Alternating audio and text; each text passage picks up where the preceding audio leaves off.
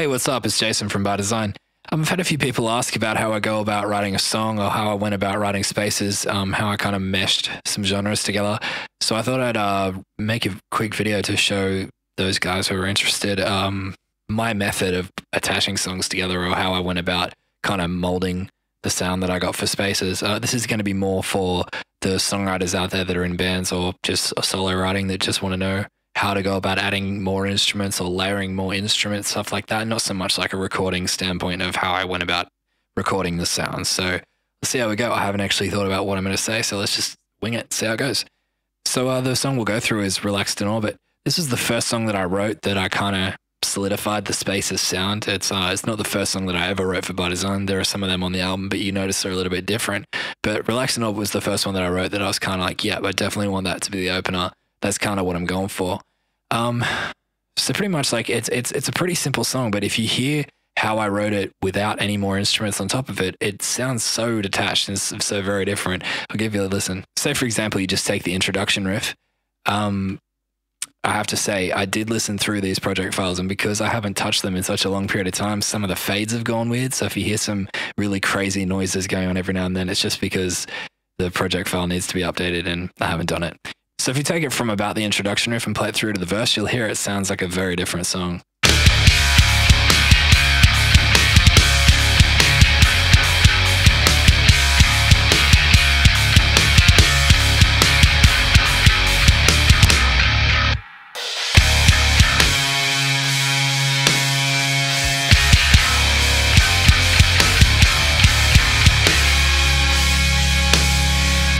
Yeah, so as you can hear, it's very different without all the other crap going on. By the way, you notice that it says Bruz. This song was originally titled Yeah Bruz before I changed it to Relax in Orbit, which is actually a Roaster 5'9" reference. But anyway, yeah, so as I said, like I kind of started writing like that, but it wasn't chaotic enough. And instead of trying to make the instruments that I play, we play as a band, meaning the rhythm section, instead of making that more chaotic and playing faster chords or whatever, everything just sounded a bit too messy. So I started adding in different things all together on top. And my rule is, if you can solo out the instruments and it sounds like a different song, but they work together, then you've kind of done it right. At least that's what I thought. But the cool thing, I think, is this synth line. I've got this this drum beat here. Yeah, it sounds pretty strange by itself, but it's in the song.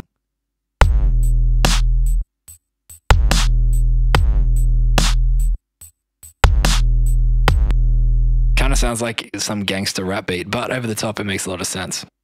Let's have a listen to it and see how it fits in context.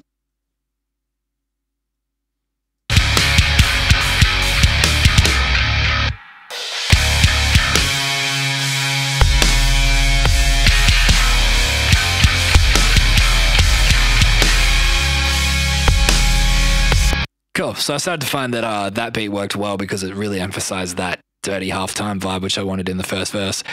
And that underlying ghost style, like 808 kick drum, that kind of, if you listen with a subwoofer, it just thickens up that bottom end.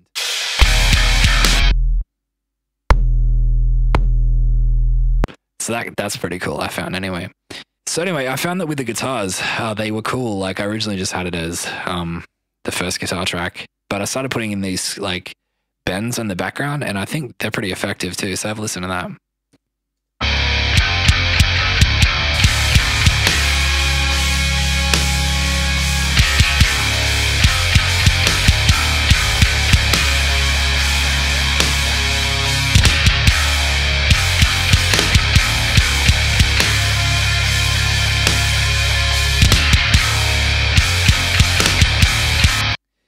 I had a producer say to me once that I worked with, saying that the best type of production is the kind of production that you don't notice is there, but as soon as you remove it, you think, hey, where the hell did that go? What is something's missing in the mix? And I think that's kind of true about those squeals. You can't really hear them in the final mix. They're not really pushed forward, except as soon as you take them out, it sounds bare and it sounds empty. And I think that's the best thing about them. And that is kind of leaning on towards the recording side of things. But as a songwriter, you should be thinking about ideas like that to be putting in just to thicken it out. So anyway, with that verse part, of course, there's that big synth line that I kind of put in. But the cool thing about this synth line is that I kind of modeled it off a bunch of different synths. A lot of people ask if I got it from like a dubstep standpoint. Not so much. I think it's more to do with the NBA synths from ages ago. If you remember the old those synth lines, that's where I got it from. And yeah, like I kind of modeled it off that. So I'll give you a listen.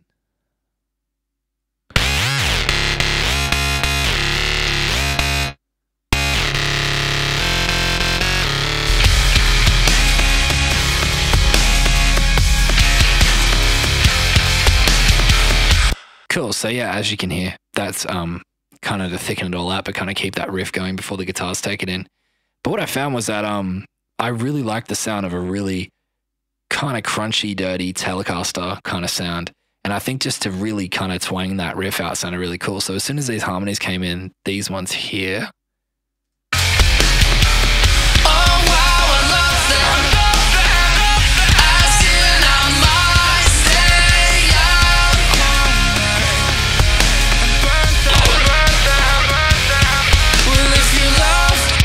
so yeah, as those harmonies came in, I kind of came up with the idea of running this really dirty Telecaster sound. Have a listen.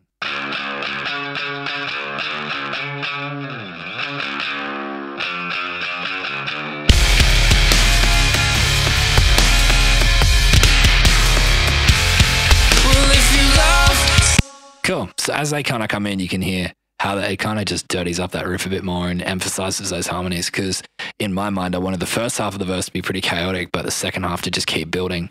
And of course, like you're stuck with that problem of, well, I've done that for the first verse. If I do that again in the second verse, it's not going to have any more impact because everyone's already heard it before in the first verse. So I had the problem, and the solution was, I thought it was to introduce those Telecaster guitars early. And as soon as after the first chorus, after that post riff thing, it comes straight in with the Telecaster again.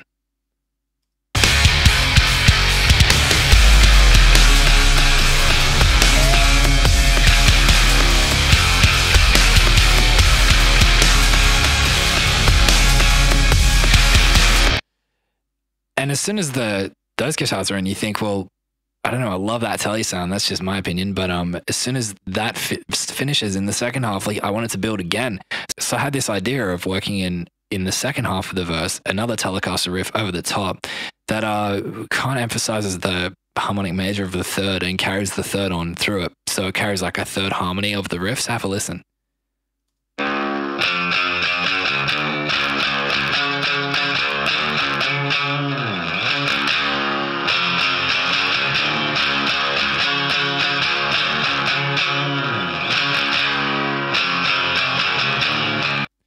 So that in context without all the arpeggiated stuff that I'll talk about in just a tick sounds like this.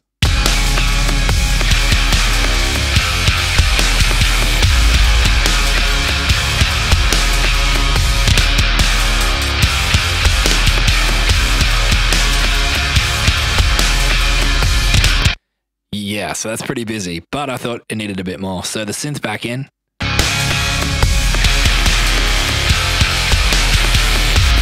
Forgot to mention before that that heavy ghetto beat that I got going is pretty contrasted by this break kit beat I've got going here.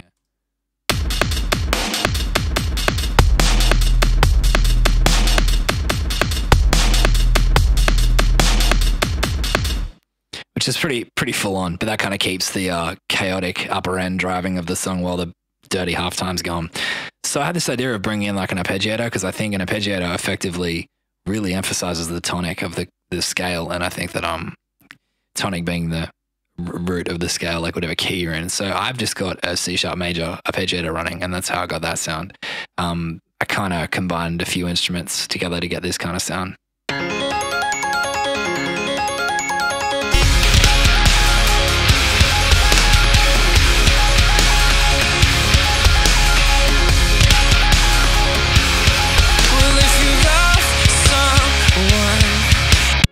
Cool. So yeah, but my favorite part, and I love this so much, they sound almost samba-like to me, but I did a piano doing the exact riff, but through chords, and it sounds pretty cool. Have a listen.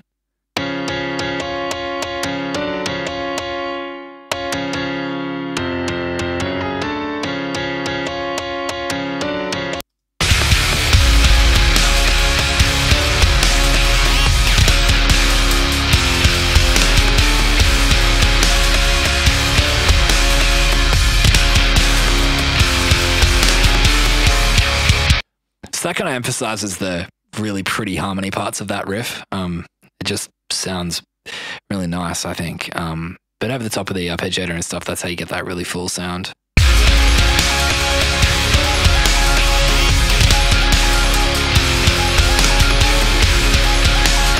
There is so much going on there, but it's cool. See, I think that kind of stuff just really fattens it out. And to be honest, I like it. I think some people have, if I've received any criticism, it's that there's too much going on in some of the songs. But realistically, I'm trying to create the idea of chaotic thoughts and the fact that your mind spins 1,000 miles an hour, which is a really, really good way of writing songs, I think, to lyrically, if you're the songwriter and you write the lyrics and the music at once, don't just write chords or write a riff, then go, oh, that makes me angry, so I'm going to write an angry song.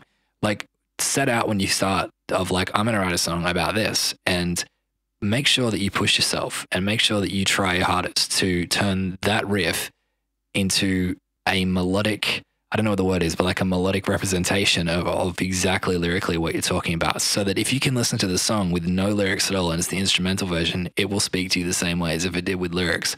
I think that's the way to do it the best. And that way the music speaks for itself and so does the lyrics. And I think when you have that combination, you're kind of onto something good. Okay, so we've done the verses. Now the chorus is pretty damn simple. I kind of kept it simple because I didn't want to keep adding and building because I was kind of pushing it to the limits. And I like the idea of making the verses bigger than the chorus, because the chorus is kind of anthemy in a way. Like, it has that vocal line that is like hooky, I guess, not really, but I kind of kept it more simple, so it focused more on the vocals than it did so much on the music behind it. But yeah, it pretty much is just the same deal. It's just ringing out guitar chords and then a delayed piano in the background taking over the chorus.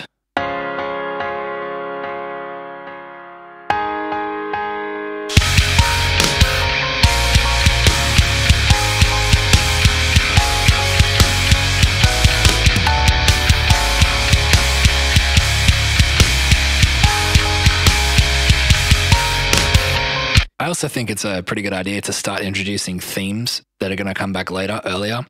And I'm playing a 7-string guitar, and you haven't heard any of the low tunings yet, but just before the riff at the end here, you hear the first little glimpse at what's going to come in the bridge, like a really low tune section. That guitar, well, specifically that guitar is this part. Yeah, so I also had the idea of, instead of coming back on the major, I'm coming in on the, just to get that real southern style twang to it, so I put it on the flattened third, so it sounds like this. That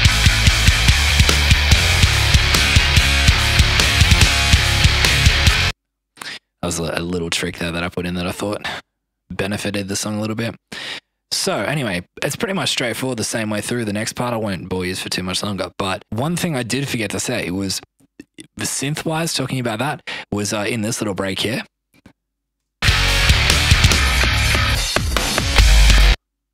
I, of course, have that break synth come in. Break kit, I should say. Just to lead it in. And I put a really glidey synth on, which is, if anyone's used synths before, you know, glide is the sound that warps it up to the next note rather than just like single steps up to the next note. And yeah, I thought it was pretty effective. Have a listen. It's just got heaps of tremolo on it. That's what makes that a really cutty, glitchy sound.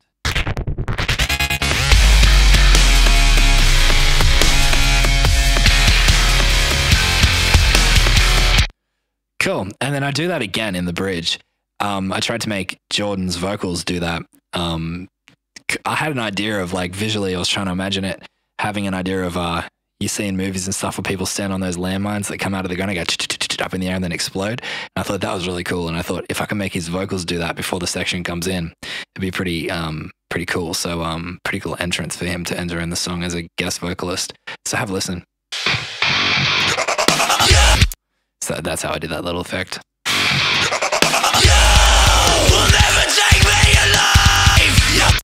Anyway, so vocals aside, you know, that's all fine.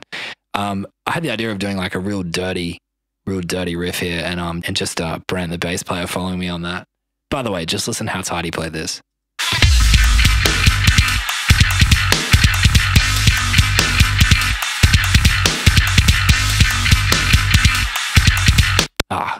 Toad is a tiger. But that's the thing is that when he recorded that, that was the first time he ever played that style of riff before. And I thought it was pretty damn impressive. It took me ages to try to get that tight to the drums. So anyway, I had me and him doing the same riff with Levi.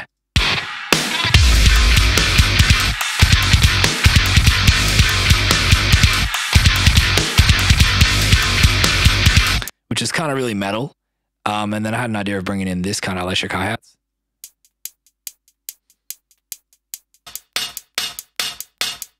That offbeat hi-hat took it from sounding really metal. Without it, listen how metal it sounds.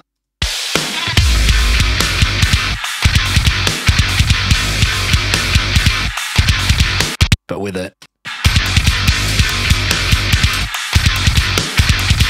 just changes the groove up slightly, which is cool. Like, not saying I don't like that metal sound, because I do, obviously. That's what predominantly this section is.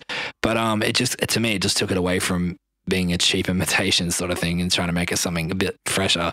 But then I had this idea of Dylan's guitar, because he's not playing a 7-string, so I need to write a higher riff. Just having this really drawn out style riff. And yeah, so if you listen to harmonizers halfway through, which is kind of old school 80s metal, which is cool.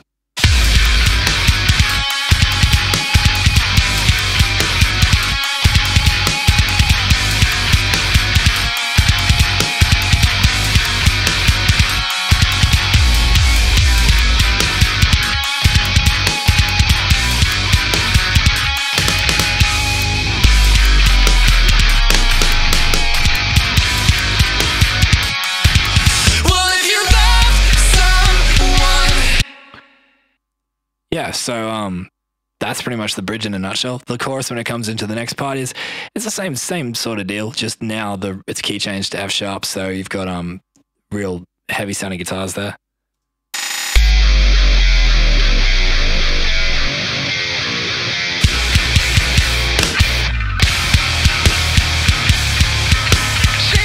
But you've also got Dylan doing the 6 strings version of that, which is up an octave, which kind of fills it out a bit more and makes it not sound as heavy, but it still kind of flows it out.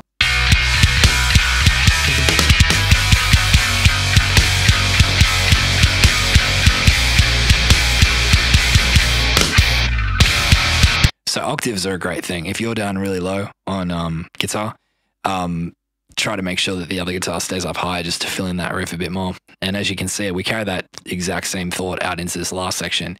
Also, on a side note, something that I find, maybe not so much for metal, because I know that you guys are trying to get it as low as possible, but if you ever use 7-string guitars in a non-metal band, this is just in my opinion, but I always find that the bass should definitely be the lowest instrument of the group. But the problem is that if you keep tuning lower and lower and lower, eventually you can't even hear the bass because it's too like subsonic and it doesn't cut through at all in the mix. And it really just, you could be playing any note on the bass and no one would know any different.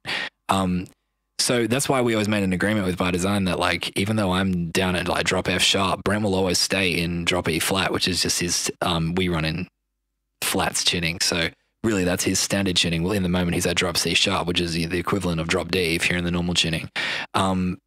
We had this idea of Brent never having a 5-string bass and going down to F sharp because it just wouldn't sit right in the balance. And that's something that we talked about a lot when we discussed the album and how each instrument is going to contribute. So yeah, I don't know. I think that if you're going to be in a semi-pop band and not be full out metal, then try to keep the bass in a standard tuning, which is weird because all the bass players' mindsets for some reason is just, I have to be an octave lower than everyone. At this point in time, he's playing the exact same note as me on bass as he is on guitar, but it has so much bottom end and thickness to it that it sits, you'd think that it would sound exactly the same as a guitar, but it doesn't because guitar's running through a guitar amp with distortion on it and it's through a guitar pickup on a guitar and the bass is on a bass. So realistically, the same note still works really, really well together and it sounds fuller in my opinion, but that's again, just in my opinion. This last section, we follow that idea out that I discussed just before about keeping Dylan an octave above me. So I've got this riff here with a low sound.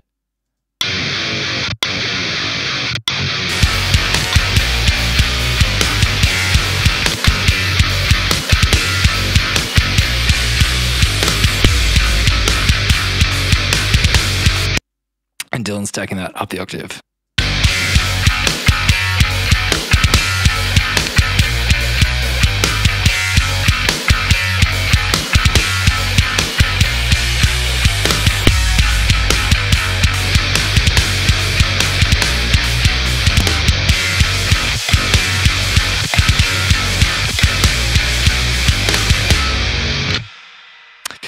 Yeah, so I thought it was an effective way to finish the song by bringing that intro riff again. As you can hear, the idea that we kind of kept going through this song, and you'll hear a lot on the next album, is taking one riff and instead of repeating that riff the whole way through, gradually just switching it up every so often, so that when you hear that riff, it's not the same thing over and over and over again. For example, what I mean is that this first riff, if you listen to the very, very introduction riff, it's just the standard riff, but inverted. And it's actually so that it's up the octave, and instead of going down, you go up. So it's an inverted riff. But it's still got the same 3/3/4 bars and a 4/4 bar. That's the timing of the riff. So if you have a listen, you can hear it.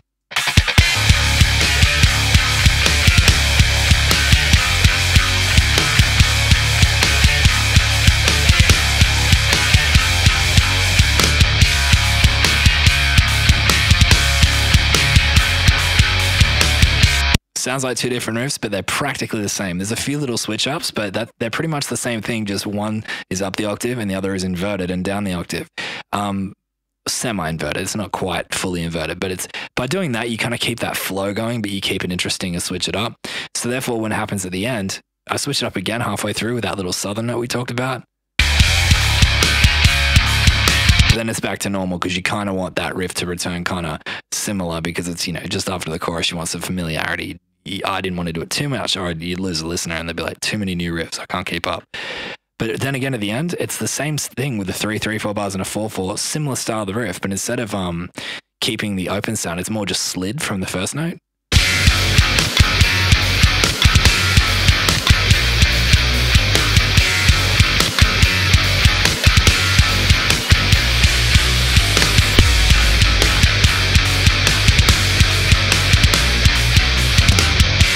And there's that riff again. That's in the intro one, the inverted riff, but it's now in F sharp, so it sounds different altogether.